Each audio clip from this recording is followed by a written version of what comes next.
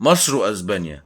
خلال عزف النشيد الوطني لمنتخب مصر سمعنا صافرات استهجان من جمهور منتخب أسبانيا. سمعنا صافرات الاستهجان دي قبل كده في المغرب خلال بطولة كأس إفريقيا من الجمهور المغربي خلال مباراة مصر ونيجيريا. من جمهور أسبانيا النهاردة بعض الناس اللي كانت بتصفر صافرات الاستهجان دي قبل كده ناس جاية من بلادها عشان يشتغلوا في حقول الفراولة الأسبانية. بغض النظر عن الموضوع ده، لأن كده كده مصر فوق أي حد، والنشيد الوطني فوق أي بني آدم أو أي حد أو أي مشجع موجود على الكرة الأرضية. بغض النظر عن الكلام ده كله، نتكلم عن المباراة. بصراحة في الشوط الأول أنا حسيت إن منتخب أسبانيا بيلعب على الواقف.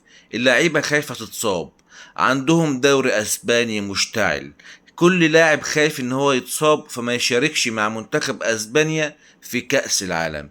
بيجسوا نبض منتخب مصر.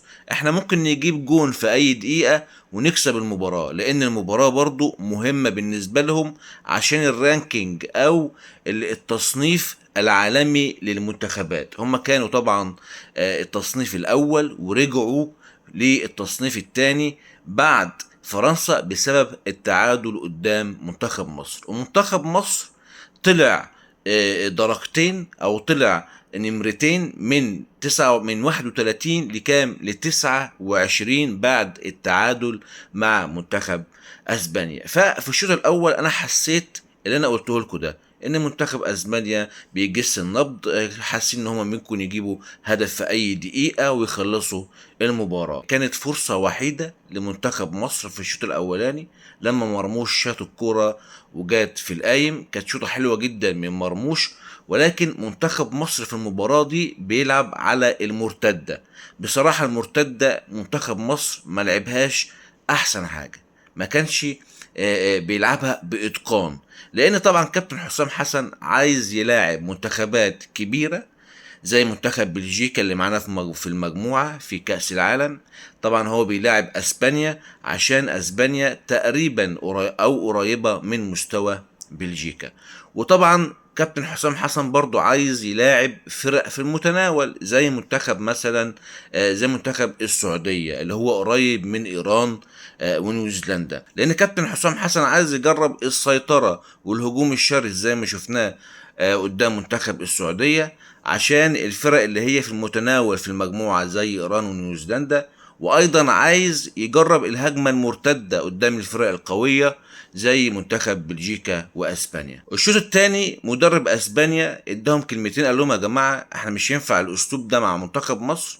منتخب مصر عايز ان هو يتشد عليه اكتر، يبقى في ضغط اكتر في الشوط الثاني، لان احنا مهم جدا ان احنا نكسب المباراه، احنا على ارضنا، الرانك بتاعنا بيقع يا جماعه، شكلنا وحش ومنتخب مصر هيحرجنا. ففي الشوط الثاني بصراحه ما كانش فيه اي فرص لمنتخب مصر، حتى المرتده مش عارفين نعملها، ما كانش فيه ولا هجمه لمنتخب مصر، حتى حارس المرمى ما شفناهوش. كان فيه هجوم شرس على منتخب مصر، ولكن التمركزات الدفاعية لمنتخب مصر كانت جيدة جدا، والحمد لله ما دخلش فينا هدف وطلعنا في النهاية بالتعادل السلبي 0-0. ولكن الوحش مصطفى شوبير حارس مرمى كبير جدا، رقم واحد في مصر وفي افريقيا، طلع كور خطيرة جدا، 5 6 هجمات او 5 6 فرص لمنتخب اسبانيا طلعهم باعجوبة. كان في فاول في الدقيقة 8 84 تقريبا، انا مش عارف طلعها ازاي، كورة يعني صعبة جدا طلعها بطراطيف صوابعه، كانت هدف محقق. مصطفى شوبير كان وحش النهارده بصراحة، أنقذ منتخب مصر. وفي النهاية منتخب مصر أحرج منتخب أسبانيا بالتعادل السلبي على أرضه في وسط جمهوره. طبعا اللعيبة كانت طالعة زعلانة ومتضايقة من المباراة. وبعد المباراة كان في تصريحات طبعا للمدرب واللعيبة ان هم بينتقدوا اللي عمله الجمهور خلال المباراة، الهتافات العنصرية ضد المسلمين وصفرات الاستهجان ضد النشيد الوطني منتخب مصر. طبعا منتخب مصر استفاد استفادات كبيرة جدا من هذه المباراة، ولكن انا شايف ان احنا عندنا مشكلة في الهجمة المرتدة. الهجمة المرتدة مش عارفين نعملها صح. يعني مثلا لما نيجي نلاعب بلجيكا، الهجمة المرتدة بتاعتك انا شايف ان انت لسه مش عارف تأديها، مش عارف تلعبها صح.